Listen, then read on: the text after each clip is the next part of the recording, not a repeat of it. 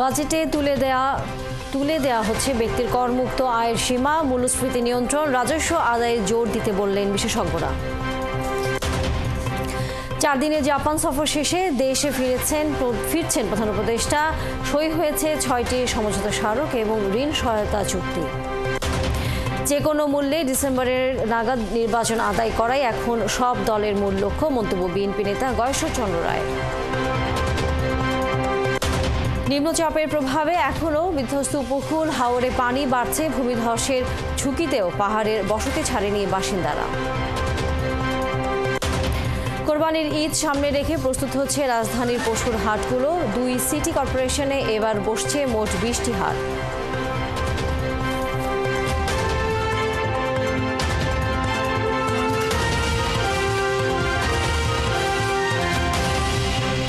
স্বাগত সংবাদ সংযোগে আপনাদের সাথে আছে আমি তানিয়া রহমান। শুনছিলেন প্রধান শিরোনাম, এবার পুরো খবর। 2025-26 সালের বাজেট হতে হবে বাস্তবভিত্তিক, সংকোচনমূলক তবে উন্নয়নমুখী। এই বাজেটে বেশি জোর দিতে হবে মূল্যস্ফীতি নিয়ন্ত্রণ, রাজস্ব আহরণ, সামাজিক সুরক্ষা ও এডিপির গুণগত বাস্তবায়ন। এছাড়া শুধু আশা না দেখে স্বচ্ছতা নিশ্চিত করে একটি কার্যকর ও দায়িত্বশীল বাজেট দিতে পারলেই শুধু দীর্ঘমেয়াদে অর্থনৈতিক স্থিতিশীলতা অর্জন সম্ভব হবে। বাজেট ঘোষণার 2 দিন আগে একাত্তরকে এমনটি বলেছেন অর্থনীতিবিদরা। অনুপ অধিকারী তরুণ জানাচ্ছেন বিস্তারিত। 2025-26 অর্থ বছরের বাজেট প্রণয়ন করা হচ্ছে একটি চ্যালেঞ্জিং অর্থনৈতিক প্রেক্ষাপটে। মূল্যস্ফীতি নিয়ন্ত্রণ, রাজস্ব আয় বৃদ্ধি এবং টেকসই উন্নয়ন এখন বেশি অগ্রাধিকার পাচ্ছে। এখনও 9-10% ঘরে থাকা মূল্যস্ফীতি জনগণের ক্রয় ক্ষমতাকে ব্যাপকভাবে প্রভাবিত করছে। নতুন বাজেটে মূল্যস্ফীতি 6.5-এ নামিয়ে আনার লক্ষ্য রাখা উচিত। এজন্য প্রয়োজনে মুদ্রানীতি কঠোর করা, অপ্রয়োজনীয় আমদানি কমানো, কৃষি ও জ্বালানিতে ভর্তুকি দিয়ে উৎপাদন ও পরিবহন ব্যয় কমিয়ে কঠোরভাবে বাজার ভোক্তাবান্ধব রাখার তাগিদ দিলেন এই বিশিষ্ট 2 অর্থনীতিবিদ। অন্তর্বর্তীকালীন সরকারের এটা তো 2025-26 সালের বাজেটটাই প্রথম বাজেট এবং হয়তোবা একমাত্র বাজেটও হতে পারে। অনেক দিক থেকে এটা ব্যতিক্রমী। তার কারণ হলো একটা পরিবর্তিত পরিস্থিতির মধ্যে বাজেটটা হচ্ছে। এখানে সংস্কারের বিষয়গুলিও আছে, আবার বাজেট বাস্তবায়ন, বাজেট প্রণয়ন এই বিষয়গুলোও আছে। তবে এই গভর্নমেন্টের ম্যান্ডেট আরেকটু বেশি, শুধুমাত্র একটা নির্বাচন করে চলে যাওয়া না। অনেক ধরনের রিফর্মস কমিটি করেছে, আমরা জানি এই গভর্নমেন্ট। তো আমার মতে এই বাজেটে এমন একটা সিগন্যাল থাকা উচিত, গভর্নমেন্ট যে এই রিফর্মসগুলোর ব্যাপারে সিরিয়াস, তার একটা ইন্ডিকেশন থাকতে হবে। স্টেবিলাইজেশনের জন্য যা যা দরকার এই বাজেটে তার একটা থাকতে হবে, রোডম্যাপ থাকতে হবে। First of all inflation control. করজাল সম্প্রসারণের মাধ্যমে রাজস্ব আহরণ বৃদ্ধি করে শিক্ষা, স্বাস্থ্য, জলবায়ু, গ্রামীণ অবকাঠামো, এসএমই ও প্রযুক্তি খাতে বাজেট বরাদ্দ বেশি দেওয়ার পরামর্শ আছে। এইবারের বাজেটও এত ডেভেলপমেন্ট ওরিয়েন্টেড করা হচ্ছে, কনসলিডেশন এখন, তাই না? আমাদের অবস্থানটা দৃঢ় করা, তাই না? এই ব্যাঙ্কগুলোর অবস্থার পরিবর্তন করা, তাই না? তারপরে হ্যাঁ, আপনার এক্সপানশনে যাবেন ওই আপনার রেভিনিউ কালেকশানে, ওইটা আমাদের রিয়েলি আমাদের অবস্থা খারাপ, ওইখানে এক্সপানশনে যান, তাই না? আর অন্য অন্য জায়গায় ব্যাঙ্ক ট্যাঙ্ক, এই আর্থিক প্রতিষ্ঠান, এগুলোকে কীভাবে কনসলিডেট করা যায়, কীভাবে গভর্নেন্স ফিরিয়ে আনা যায়, তাই না? এনপিএলটা কীভাবে রোধ করা যায়। 3টা পদচিহ্ন তো আমি নিজেই তখন তাদেরকে বলেছিলাম। একটা হলো সম্পদ কর, একটা হলো দরিদ্র মানুষের জন্য খাদ্য সুরক্ষা বা রেশন বা মার্কেট নিয়ন্ত্রণের জন্য ওপেন মার্কেট সেলসের ব্যবস্থা করা, আর তৃতীয়ত বলেছিলাম বাজেট ছোট কিন্তু কার্যকর করা। এছাড়া বাজেট ঘাটতি জিডিপির 5% নিচে রাখা, ব্যাংক থেকে ঋণ নির্ভরতা কমিয়ে বিদেশি সহজ ঋণের যোগান বাড়ানো ছাড়াও সঞ্চয়পত্র, বন্ডের মাধ্যমে অর্থ সংগ্রহ করে হলেও বেসরকারি খাতের জন্য সহজ ঋণের সুযোগ বাড়ানোর তাগিদ দিচ্ছেন আর্থিক খাত বিশেষজ্ঞরা। অনুপ অধিকারী তরুণ, 71, ঢাকা। আগামী বাজেটে আয়কর খাতে আসছে অর্ধ শতাধিক পরিবর্তন। কিছু ক্ষেত্রে কর যেমন বাড়ছে তেমনি কিছু ক্ষেত্রে কমানোও হচ্ছে। ব্যক্তির করমুক্ত আয়ের সীমা বাড়িয়ে তুলে দেওয়া হচ্ছে 5% করে স্ল্যাব। পুঁজিবাজার বিকাশে আছে কয়েকটি ইতিবাচক প্রস্তাব। করদাতার ওপর চাপ কমাতেও কিছু পরিবর্তন আনছে জাতীয় রাজস্ব বোর্ড, এনবিআর।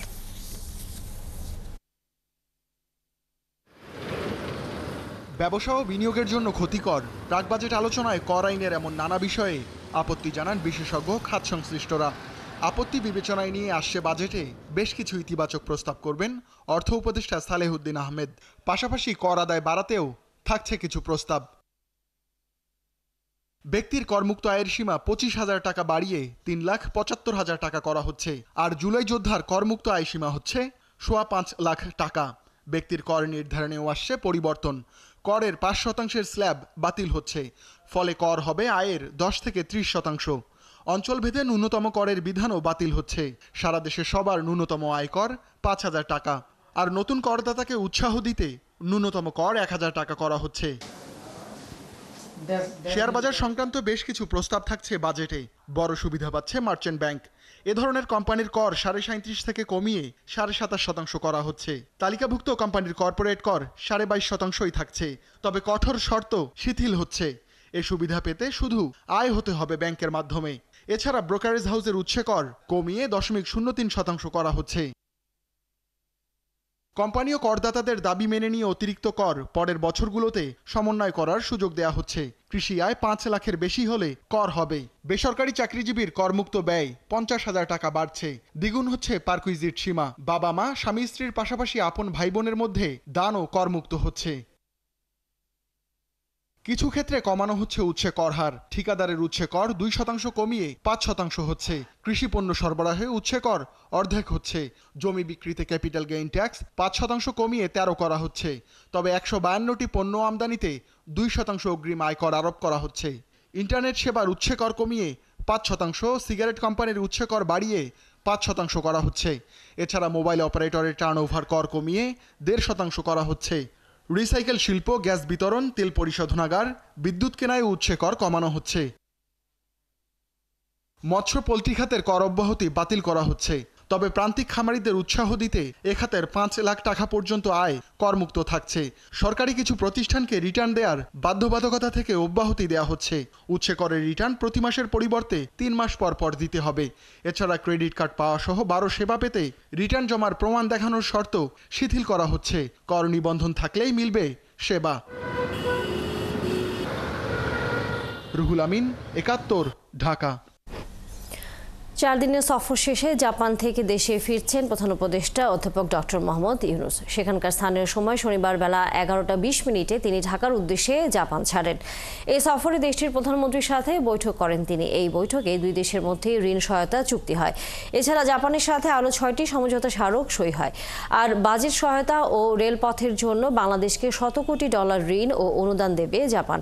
এই সফরে প্রধান উপদেষ্টা বাংলাদেশে জাপানি বিনিয়োগ বাড়াতে, বিশেষ করে অটোমোবাইল, বৈদ্যুতিক যানবাহন ও সৌরশক্তি সহ বিভিন্ন খাতে জাপানি নির্মাতাদের আহ্বান জানান। এছাড়াও নিক্কেই ফোরামের ফিউচার অফ এশিয়া সম্মেলনেও যোগ দেন প্রধান উপদেষ্টা। এর আগে গত মঙ্গলবার মধ্যরাতে প্যাসিফিক এয়ারলাইন্সের একটি ফ্লাইটে জাপান যান তিনি।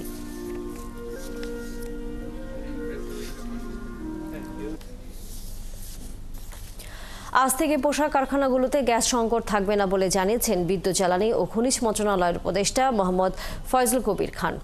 সকালে সাভারের আশুলিয়ার ডিইউপিজেড এলাকায় নতুন জোনে অবস্থিত বিদ্যুতের পাওয়ার প্ল্যান্ট পরিদর্শন করেন তিনি। সেখানে উপদেষ্টা জানান, দেশের শিল্প খাতে গত কয়েক বছর ধরে চলছে তীব্র গ্যাস সংকট। উচ্চ মূল্যে নিরবিচ্ছিন্ন সরবরাহে সরকার প্রতিশ্রুতি দিলেও তা সম্ভব হয়নি। তবে আজ থেকে সব পোশাক কারখানায় তিতাস গ্যাস লাইনের চাপ বাড়বে। 4টা নতুন এলএনজি কার্গো আনা হয়েছে এবং সরবরাহ শুরু হয়ে গেছে। তাই আজ থেকে গ্যাস সংকট থাকছে না। আরো 2-1 দিন আগে হতো, কিন্তু ওই যে সমুদ্র উত্তাল থাকায় ওই যে গ্যাসটা নামানো সম্ভব হয় না। গ্যাসের জাহাজ থেকে তো ইয়েতে ওই যে আমাদের পাইপলাইনে পাঠাতে হবে, ওইটা আসানোর সম্ভব নয়। তো সেটা এখন হচ্ছে, আজকে থেকেই বাড়বে। অলরেডি 50 MMCFD বাড়ছে, আরও 100-150 MMCFD বাড়বে। 5 আগস্টের অর্জন দেশে গণতন্ত্রের বিজয় বলে মন্তব্য করেছেন বিএনপির স্থায়ী কমিটির সদস্য গয়েশ্বর চন্দ্র রায়।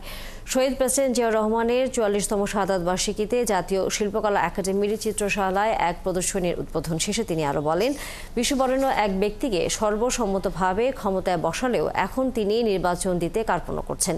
যে কোনো মূল্যে ডিসেম্বর নাগাদ নির্বাচন আদায় করাই এখন মূল লক্ষ্য। এই বিজয় যে গণতন্ত্রের জন্য, এই বিজয় যে সুষ্ঠু অবাধ নির্বাচনের জন্য, সে কথাটা আজকে আমাদের বুঝতে হবে। আমরা অনেক ক্ষেত্রে বিশ্বের সরকার না হলে আমাদের দেশের সরকার যাকে আমরা দায়িত্ব দিয়েছি।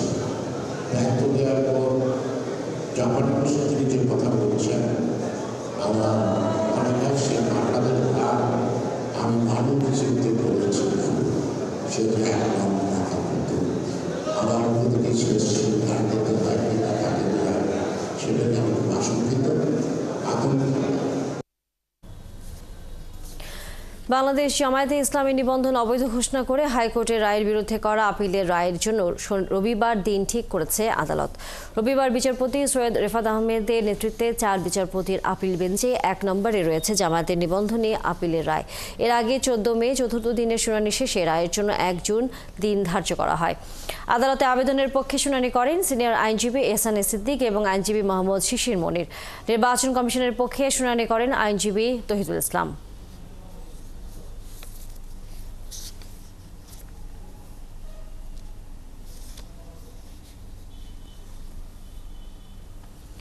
বৈষম্য বিরোধী ছাত্র আন্দোলনের নেতাকর্মীদের বিক্ষোভের মুখে গোবিন্দগঞ্জ উপজেলা আওয়ামী লীগ নেতা অ্যাডভোকেট নুরুল হুদাকে আটক করা হয়েছে। সকালে মিরপুর 1 নম্বর চিড়িয়াখানা রোডের একটি বাসা থেকে তাকে আটক করে পুলিশ। তবে বিক্ষোভকারীদের দাবি, ভবনটিতে রংপুরে আওয়ামী লীগের সংরক্ষিত মহিলা আসনের সাবেক এমপি নাসিমা জাহান ববি এবং তার স্বামী জেলা স্বেচ্ছাসেবক লীগের নেতা সিরাজুল ইসলাম অবস্থান করছিলেন। এমন তথ্যে গত রাতে থেকে বাসাটি ঘিরে ফেলেন আন্দোলনকারীরা। পুলিশের গাফলতিতে তারা পালিয়ে গেছে বলেও দাবি করেন তারা। তবে আটক করে নিয়ে যাওয়া হয়েছে আইনজীবীকে।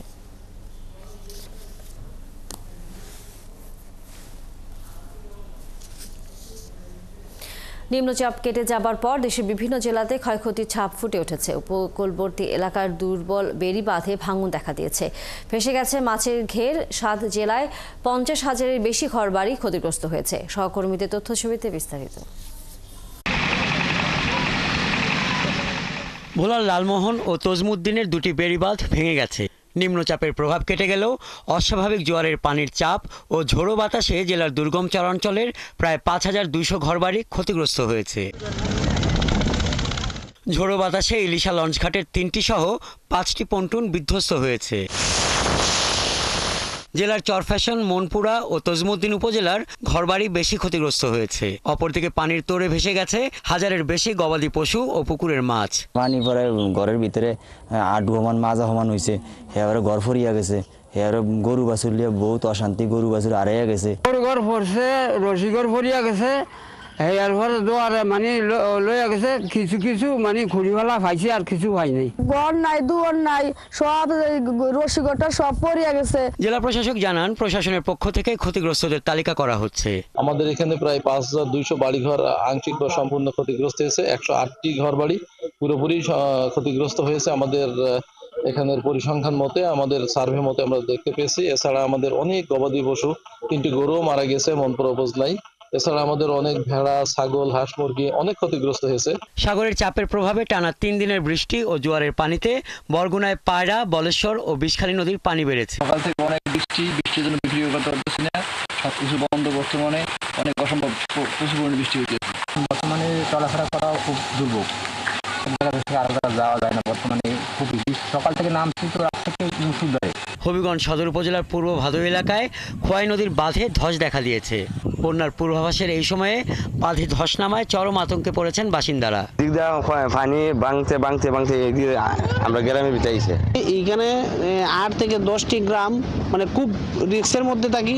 অস্বাভাবিক জোয়ার, বৃষ্টি আর ঝোড়ো বাতাসে পটুয়াখালীর রাঙাবালি উপজেলায় ক্ষতি হয়েছে বেড়িবাঁধ, মাছের ঘের, কৃষিজমি ও বসতবাড়ির। চালিতাবনিয়া ইউনিয়নের 400 মিটার ও চরমন্তাজ ইউনিয়নের চরবেষ্টিন এলাকায় আরও 35 মিটার বাঁধ ক্ষতিগ্রস্ত হয়েছে।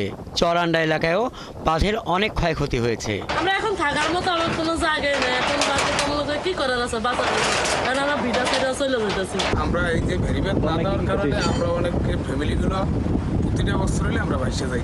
মৎস্য কর্মকর্তা বলছেন, উপজেলায় 1300টি পুকুর এবং 450টি মাছের ঘের পানিতে ভেসে গেছে। আনুমানিক আমাদের ধারণা 10 কোটি টাকা ক্ষতি হয়েছে এবং এই জরিপ আমাদের অধিদপ্তর পাঠানো হয়েছে এবং তথ্যগুলো কালেকশন করা হচ্ছে। এখনো থেমে থেমে বৃষ্টি হচ্ছে কলাপাড়ায়। নিম্নচাপ সরে যাওয়ার পরে পটুয়াখালীর কলাপাড়া ও কুয়াকাটায় ধ্বংসের ছাপ ফুটে উঠেছে। কুয়াকাটার সমুদ্র সৈকত ঘেঁষে নির্মিত ওয়াকওয়ে ভেঙে গেছে।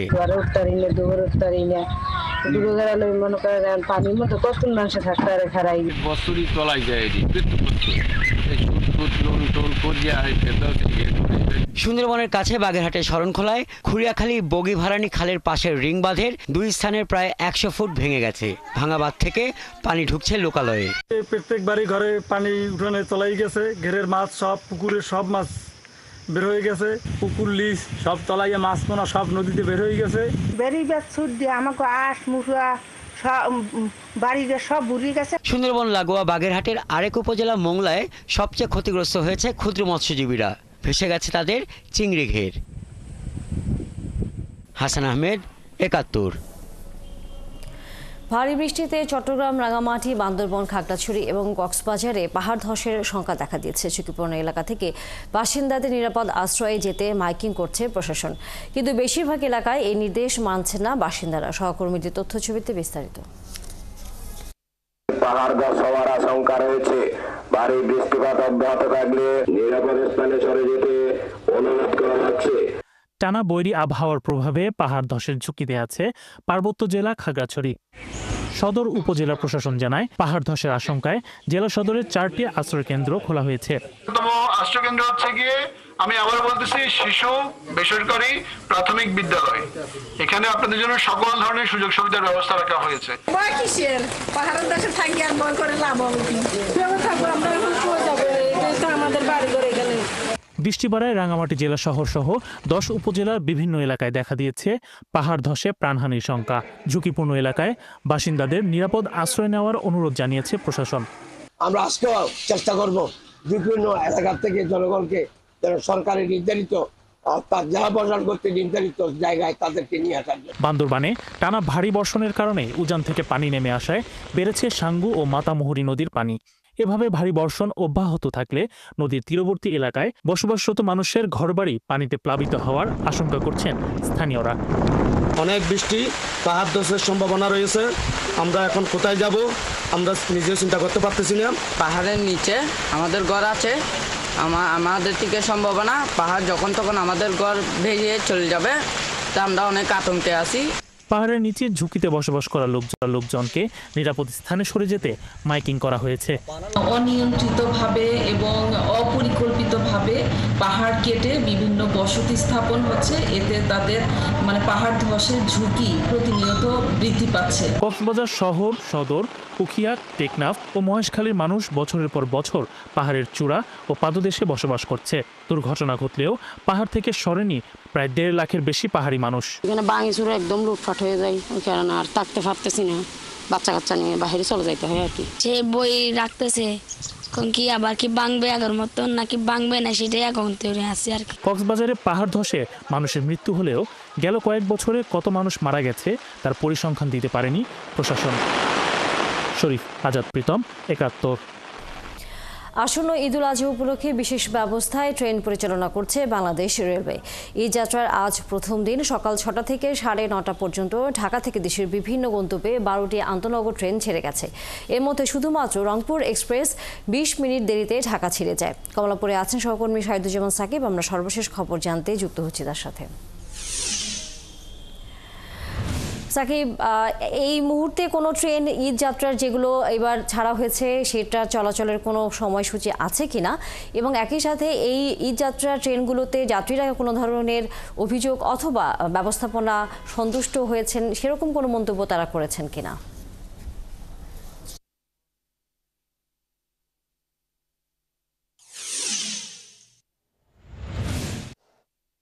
আজকে সকাল 6টায় ধূমকেতু এক্সপ্রেস ট্রেনের যাত্রার মাধ্যমে ঈদ যাত্রার প্রথম দিন শুরু হয়েছে এবং এখন পর্যন্ত সকাল থেকে দুপুর 2টা পর্যন্ত 27টির মতো ট্রেন কিন্তু রাজধানী ছেড়েছে বিভিন্ন গন্তব্যে।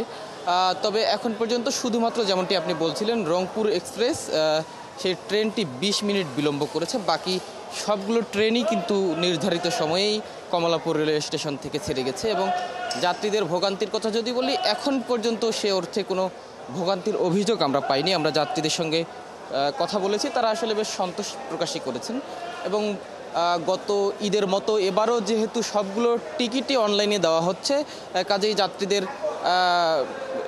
যাত্রীরা বলছিলেন যে আসলে নিরাপদেই তারা টিকিট করতে পেরেছেন। এবং এখন যারা ঈদের যাত্রা করছেন, বাড়িতে যাচ্ছেন, তাদের একটা বড় অংশই শিক্ষার্থী এবং চাকরিজীবী পরিবারের অংশ।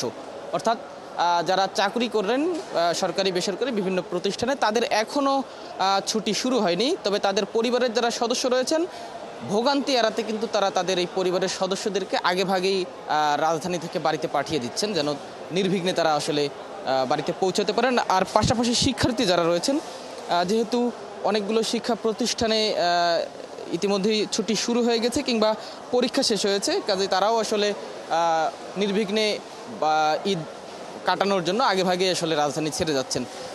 এখানে দুপুরের দিকে রেলওয়ে সচিব তিনি এসেছিলেন, তিনি এসে আসলে সার্বিক পরিস্থিতি এখানে দেখেছেন। তবে তিনি যেটি বলেছেন যে নিরাপত্তা সহ সব ধরনের ব্যবস্থাপনা তারা রেখেছেন, কোনো ধরনের ভোগান্তি যেন না হয়, কোনো ধরনের বিশৃঙ্খলা যেন না হয় সেটি নিশ্চিত করার জন্য তাদের সব ধরনের প্রস্তুতি ইতিমধ্যেই নেওয়া হয়েছে। এর বাইরেও যদি কোনো অনাকাঙ্ক্ষিত ঘটনা ঘটে তাৎক্ষণিক সেইগুলো সমাধানের জন্য যেন ব্যবস্থা নেওয়া যায় সে প্রস্তুতিও কিন্তু তাদের রয়েছে। পাশাপাশি পুলিশ, র্যাব সহ অন্যান্য আইন শৃঙ্খলা বাহিনী তারাও সর্বদা প্রস্তুত রয়েছেন কালোবাজারি, এছাড়া ছিনতাই কিংবা অন্যান্য অনাকাঙ্ক্ষিত ঘটনা যেন তাৎক্ষণিক ব্যবস্থা নেওয়া যায়। ব্যবস্থাটি জোরদার করা হয়েছে যাতে কোনো ধরনের অপ্রীতিকর ঘটনা না ঘটে। অসংখ্য ধন্যবাদ শাহিদুজ্জামান সাকিব। নিশ্চয়ই আমরা রেলের খবর জানার জন্য আবারও ফিরব। দর্শক সহকর্মী শাহিদুজ্জামান সাকিব ছিলেন এতক্ষণ রেলওয়ের সর্বশেষ খবর নিয়ে। কোরবানি ঈদ সামনে রেখে প্রস্তুত হচ্ছে রাজধানীর পশুর হাটগুলো। ঢাকার 2 সিটি কর্পোরেশনে এবার হাট বসছে মোট 20টি। বৈরী আবহাওয়ায় কিছুটা বাধা পড়লেও এরই মধ্যে বেশিরভাগ হাটই পশু বিক্রির জন্য প্রস্তুত হয়েছে। রোদ বৃষ্টির কথা মাথায় রেখে হাটগুলোতে ত্রিপল টানানো হয়েছে। দেশের বিভিন্ন এলাকা থেকে আগে থেকে আসতে শুরু করেছেন খামারিরা। আরও জানাচ্ছেন শাহিদুজ্জামান সাকিব। ঈদকে ঘিরে পশুর হাটগুলোতে চলছে শেষ মুহূর্তের প্রস্তুতি। বৈরী আবহাওয়া পরিস্থিতি মাথায় রেখে বাঁশ ত্রিপল দিয়ে অস্থায়ী ছাউনি তৈরি করেছেন হাটের ইজারাদাররা। এখন শুধু বিকিকিনির অপেক্ষা। ইতিমধ্যেই দেশের বিভিন্ন এলাকা থেকে তেজগাঁও গরুর হাটে আসতে শুরু করেছেন খামারিরা। ভালো দাম পাবার আশায় আগেভাগেই এসেছেন অনেক ব্যাপারী। মোটামুটি আমরা 7-8 বছর ধরে আছি, তার বেশি এবার উন্নতি পাইতেছি সব দিক দিয়ে। নতুন আসছে কেনা বেচা কি হবে না হবে, আমি তো আসি বেচার জন্যই, বেশিই যাবো আল্লাহ করে, 10টা কম বেশি আল্লাহ করে বেঁচে যাবো। সার্বিক অবস্থা ভালো, এখনো বেচা কেনা লাগেনি।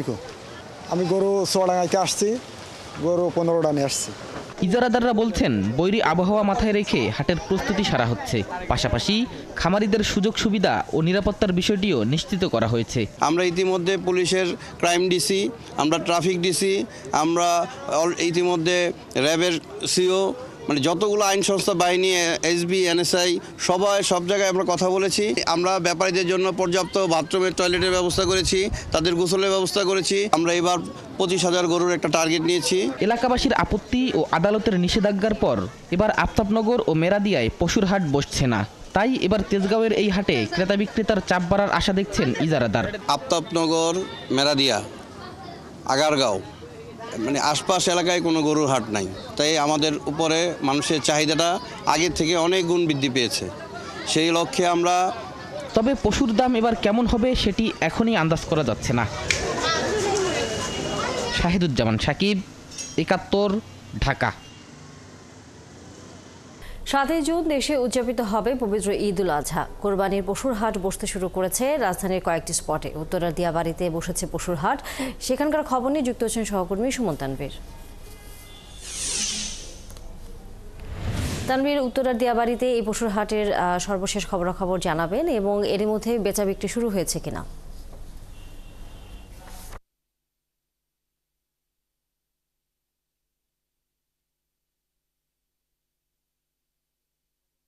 ঢাকা উত্তর সিটি কর্পোরেশন, যেমন আমি এখন দিয়াবাড়ি হাটে আছি, আপনি যেমনটি বলছিলেন, মোট 12টি হাট বসার কথা এবং স্থায়ী অস্থায়ী মিলে ঢাকা 2 সিটিতে এবার 23টি হাট বসার কথা। সেই 23টি হাট আসলে আনুষ্ঠানিকতা কিন্তু আসলে 3 তারিখ থেকে শুরু হবে, কিন্তু বিভিন্ন জায়গা থেকে কিন্তু ব্যাপারীরা তাদের গরু নিয়ে এসেছেন এবং এই যে জায়গাটিতে এখন আমরা আছি এটি ঝিনাইদহ থেকে অনেকগুলো গরু নিয়ে এসেছেন। আমরা একটু পশুর দামগুলো একটু জানতে চাইবো এবার। এই যে গরুটি আমরা দেখছি, এটার দাম আপনারা কেমন চাচ্ছেন? এইগুলো 170-80।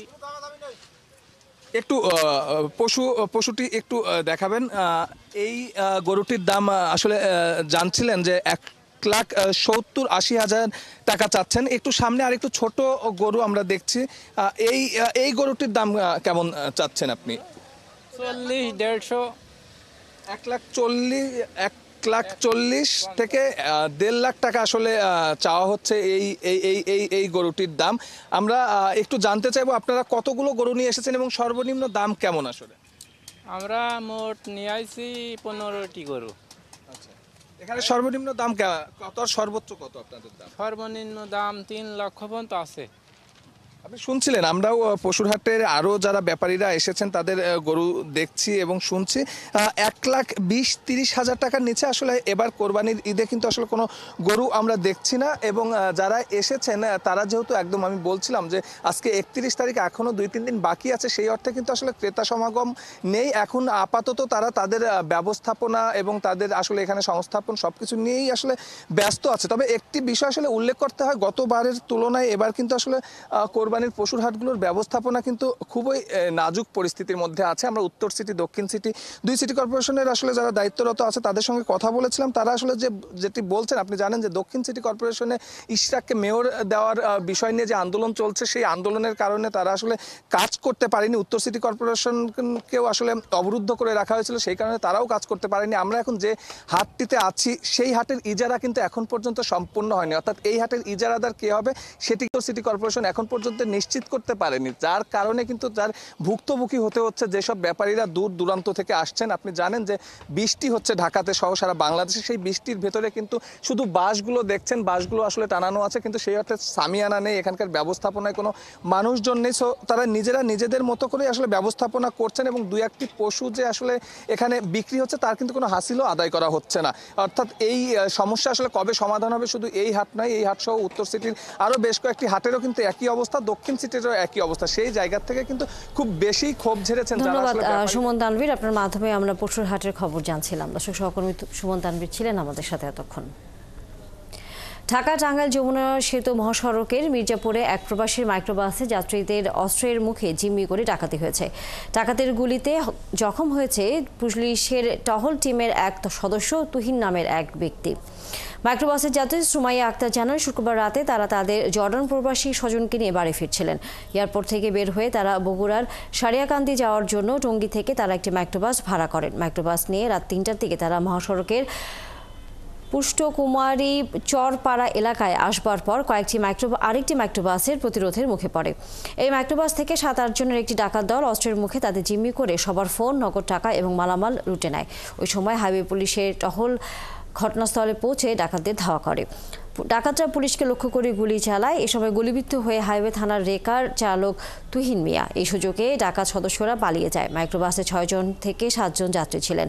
তারা সন্দেহ করছেন মাইক্রোবাস চালক এবং চালকের সহযোগী ডাকাতির সাথে যুক্ত। এ ব্যাপারে মির্জাপুর থানার অফিসার ইনচার্জ জানান, ডাকাতদের ব্যবহৃত মাইক্রোবাস এবং অস্ত্র জব্দ করা হয়েছে। 12টা বাজে গাড়ি আসছে, আসার পরে 12:30টায় আমরা গাড়ি ছাড়ার পরে কি করছে, একটু জ্যাম পাইছে, পাওয়ার পরে 3 কিলোমিটার রাস্তা আবার বেরিয়ে গেছে, যা অন্য রাস্তায় গেছে। যাওয়ার পরে আবার গ্যাস নিতে 2 জায়গায় 3 জায়গায়, যেখানে গ্যাস নিতে বলি এ জায়গায় গ্যাস নেয়, অন্য জায়গায় যায়। ঘটার সাথে সাথে আমাদের যে টহল পার্টি ছিল সেখানে চ্যালেঞ্জ করে আমাদের তখন দুষ্কৃতিকারীরা পালিয়ে যাওয়ার সময় হাইওয়ে পুলিশের রেকার ছিল, ওই রেকারের যে সিভিল সহকারী ছিল তার হাতে একটা গুলিবিদ্ধ হয়। তো উনি চিকিৎসাধীন আছেন। আর আমাদের পুলিশ সুপার মহোদয়, আমাদের অতিরিক্ত পুলিশ সুপার ক্রাইম স্যার সহ আমাদের থানা পুলিশ সর্বতভাবে চেষ্টা করছে এবং আমরা দ্রুততম সময়ের মধ্যে এটা আমরা আইনের আওতায় নিয়ে আসবো। চলতি বছরে হজে আনুষ্ঠানিকতা শুরু হবে 4 জুন থেকে। চলতি বছর যারা হজ করবেন তাদের জন্য তীব্র গরম বা দাবদাহ সংক্রান্ত সতর্ক বার্তা জারি করেছে সৌদি আরবের কেন্দ্রীয় আবহাওয়া দপ্তর। শুক্রবার এক পূর্বাভাসে এনসিএম জানিয়েছে, হজের সময় দিনের বেলায় সৌদি তাপমাত্রা 40 ডিগ্রি থেকে 47 ডিগ্রি সেলসিয়াস পর্যন্ত উঠতে পারে। রাতের বেলায় এই তাপমাত্রা ওঠানামা করবে 27 থেকে 32 ডিগ্রি সেলসিয়াসের মধ্যে। হজের দিনগুলোতে সৌদি আরবের বাতাসের আর্দ্রতা থাকবে 15% থেকে 60% পর্যন্ত।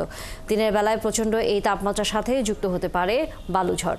বালুঝড়ের পাশাপাশি মৌসুমী ঝড় ও বজ্র বিদ্যুৎ সহ বৃষ্টির সতর্কবার্তাও দিয়েছে দেশটির আবহাওয়া দপ্তর।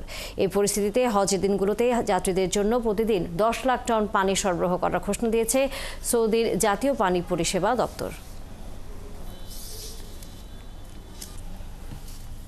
বিসিবি সভাপতি চেয়ারে বসেই টি-20 স্টাইলে দেশের ক্রিকেটের চেহারা বদলে দেওয়ার কথা বললেন বাংলাদেশের প্রথম টেস্ট সেঞ্চুরিয়ান আমিনুল ইসলাম। সুযোগের অপেক্ষাতেই ছিলেন, ক্রীড়া উপদেষ্টার কল পেয়ে তাই রাজি হয়ে গেছেন। ক্রিকেটের সঙ্গে কোনো আপোষ করতে চান না নতুন বোর্ড প্রেসিডেন্ট।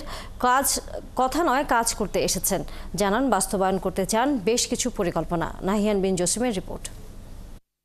টি-20 ইনিংস খেলতে এসেছি এখানে, সো একটা ভালো টি-20 ইনিংস খেলবো, যে ইনিংসটা আপনারা সকলে মনে রাখবেন। এই ক্রিকেটের সাথে আমি কখনো কোনো নেগোসিয়েশন বা করিনি, করবও না। এখানে আমাকে আজকে নির্বাচিত করা হয়েছে বাংলাদেশ ক্রিকেট বোর্ডের প্রেসিডেন্ট হিসেবে 3 মাসের জন্য না। আমাকে একটা সাংবাদিক কালকে বলেছে, আপনি সবথেকে গরিব প্রেসিডেন্ট যতগুলো প্রেসিডেন্ট বাংলাদেশে এসছে।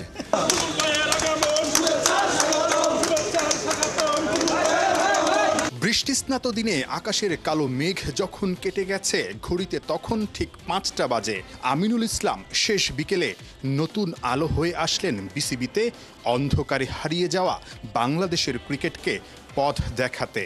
যে পথে সাবেক প্রেসিডেন্ট ফারুক আহমেদ বেরিয়ে গেছেন, সে পথেই তার সাবেক টিমমেট আমিনুল ইসলাম তারই রেখে যাওয়া চেয়ারে বসলেন, বিসিবি প্রেসিডেন্ট হলেন। মঞ্চ প্রস্তুতি ছিল, হাসি মুখে দায়িত্বটা শুধু বুঝে নিলেন বুলবুল। এই ক্রিকেটের সাথে আমি কখনো কোনো নেগোসিয়েশন বা করিনি, করবও না। সো এটা একটা ব্যাপার, এই জন্য আমি সবসময় সত্য কথা বলার চেষ্টা করি, because this is my not only bread and butter, this has given everything to me. So আমি চেষ্টা করব যে এক্সপিরিয়েন্সটা আমার কাছে আছে, বা আমি প্রমাণ করার চেষ্টা করব সকলকে নিয়ে। আমি শব্দটা উচ্চারণ করতে চাই না, আমরা চেষ্টা করব যে বেস্টটা দিতে, বা আপনার যে সেকেন্ড কোশ্চেনটা ছিল সেই অনুযায়ী আমি প্রমাণ করতে চেষ্টা করব। দীর্ঘ 19 বছর ধরে বুলবুল বিশ্বের বিভিন্ন প্রান্তে ক্রিকেট ফেরি করেছেন, ক্রিকেটের ফেরিওয়ালা হয়ে। এবারে নিজ দেশের ক্রিকেটকে এগিয়ে নিতে হবে, বড় দায়িত্ব তার কাঁধে।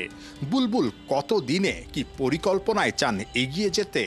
আমরা জানি যে টেস্ট ম্যাচ 5 দিনের হয়, ওয়ান ডে হয় 7 ঘন্টার। তা আমি একটা কুইক টি-20 ইনিংস খেলতে এসেছি এখানে। চলছে সংবাদ সংযোগ, সরাসরি সংবাদ অনুষ্ঠান দেখতে থাকুন ৭১ ফেসবুক পেজে এবং সাবস্ক্রাইব করুন ৭১-এর ইউটিউব চ্যানেল। থাকুন ৭১-এর সাথে।